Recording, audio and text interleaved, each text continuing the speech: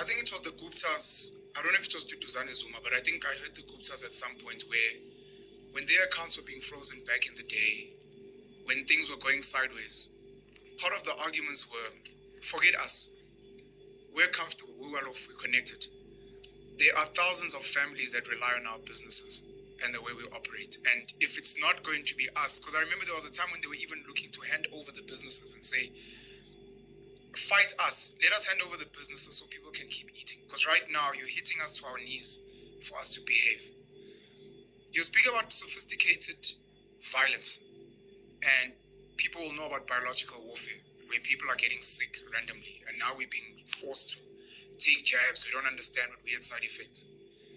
The controversial thing I'm going to say is this becomes a teachable moment for the ordinary person to understand that there's a lot of violence between men and women.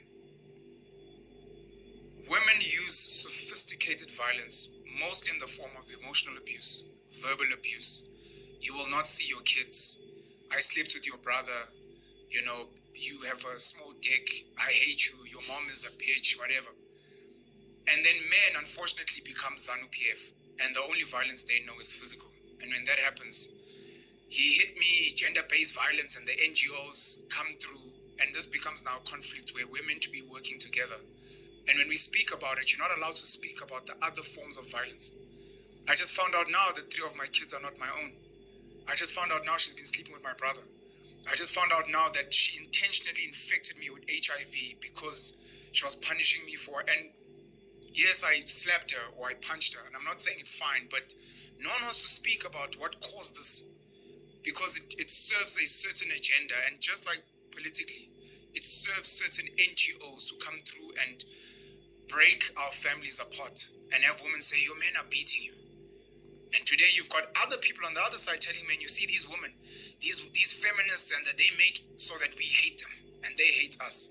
I just wanted to raise that part, that in terms of sophisticated violence, besides a political perspective and an economic, we need to also just bring it back home and be like, for women in particular, good women at least, need to reflect and be like, guys, maybe we are also violent to these men and we don't realize it. Because if you've been with this guy for 5 years and it's the first time he's slapping you, what changed?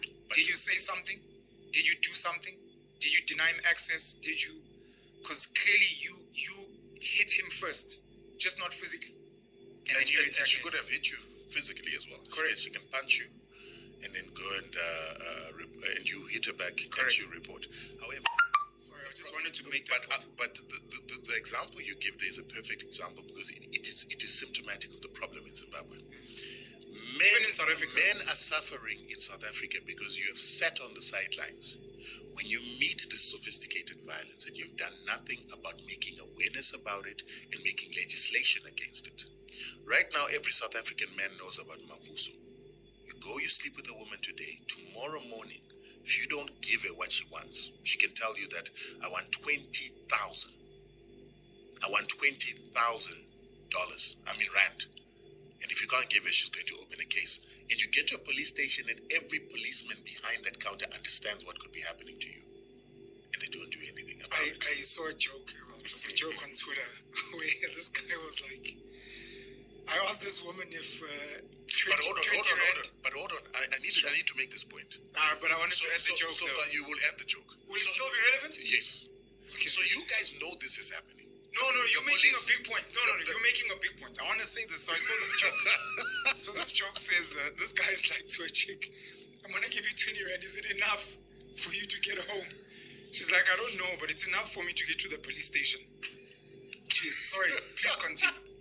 That's where we are. Look, we laugh about it because you have to laugh through the pain. It's, if you're not going to give me this amount of money, the money you're giving me can only get me as far as the police station. So, but if you give me a certain amount of money, I want to get home comfortably and be like, thank you for last night.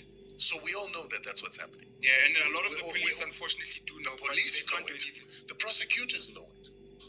But men have not done anything to pressure their MPs to make legislation to fix that situation and to make this position recognizable in law and punishable in law. Some of the MPs are also under the same pressure. When Jacob Zuma went to court after Thabo Mbeki created circumstances, and this is what pisses me off. He comes across as a righteous old little man. He's an evil little man. like Thabo? Of course I don't like Thabo. He's the one who created the scourge we have of sex being weaponized against men. Thabo Mbeki is responsible for that because he tried to do it to Jacob Zuma, made it acceptable.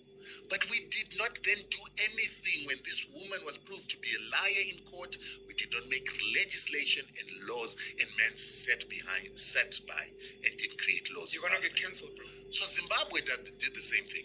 But you're gonna get cancelled for what you said. I've always been cancelled. No, I know, but I just, officially on behalf of, let me come in here, my apologies. The Jacob Zuma trial with, I think her name was Ukwezi, which is not her real name, was very popular in the country. Jacob Zuma was accused of rape. He ended up not being found guilty. The lady went into hiding, etc. And very polarizing case, understandably so. And we just want to say, look, we're not saying all women who open rape cases are weaponizing sex, and we're speaking in an isolated case, because this is what I'm saying about you being cancelled, because a lot of women are going to say, oh, Rutendo believes when we open cases we are weaponizing, and you're like, no, we're speaking about a specific case. And Rutendo is saying that he believes with Thabo Mbeki was one of the people behind the smear, we call it smear campaign of Jacob. You know what's happening now? Is that conversation where men hear women talk about how men are evil and they're killers, and men are what? Men are what's it say? Trash? Men are trash. Men are trash. And when we men who don't do that, masculinity. when we men who don't do it complain, they say, oh, don't worry about you. If you don't abuse women, this shouldn't affect you. Correct. In the same way, women who do not weaponize rape, women who report proper rape cases, shouldn't have a problem with the issue that we're discussing right now. So Zimbabwe made the same mistake as the men of South Africa are doing. So they knew, the Zimbabwean government knew that sanctions were being weaponized and used against them, illegally so, against the UN Charter, against UN Human Rights Council, They knew that these were the problems that were there, but they did nothing about it. They did not take this issue to the United Nations. They did not take this issue to SADC. The Zimbabwean government did nothing to try and conscientize SADC members, South Africa, about this crisis that was there. So, SADC accepted the opposition that was utilizing sanctions, persecution of civilians, to force those civilians to vote for them. That's a crime against humanity. Do you think the Zimbabwean government at the time, do you think they understood what was happening? It's there in law. No, I'm saying at the time, when it was the sanctioning, do you think they were fully aware, or it only clicked later? It clicked when we came in. We're the ones that brought the argument. But my question is, Zimbabwe is made up of lawyers. The current president was part and parcel of the Zimbabwean government. He is a lawyer. Almost most of the top echelon of ZANU-PF are lawyers. How could they not have known that this was a crime? How could they not have known that this is a weaponization? Because even the Geneva Convention, which started being created in 1896, already said that in a war where nations are allowed to kill each other, people are allowed to kill each other, people are allowed to bomb each other and to shoot each other, they are not allowed to persecute civilians by denying them food, healthcare, factories that provide them with goods and services. You cannot bomb those targets, you cannot destroy those targets, and you cannot have embargoes and sanctions in warfare. So if they knew this from the Geneva Convention, which was amended again in 1947, what stopped them from knowing that what was happening to the Zimbabwean people was wrong, and campaigning to SADC not to allow a opposition that continues to utilize the persecution of civilians to force them to vote for them from competing in Zimbabwean elections?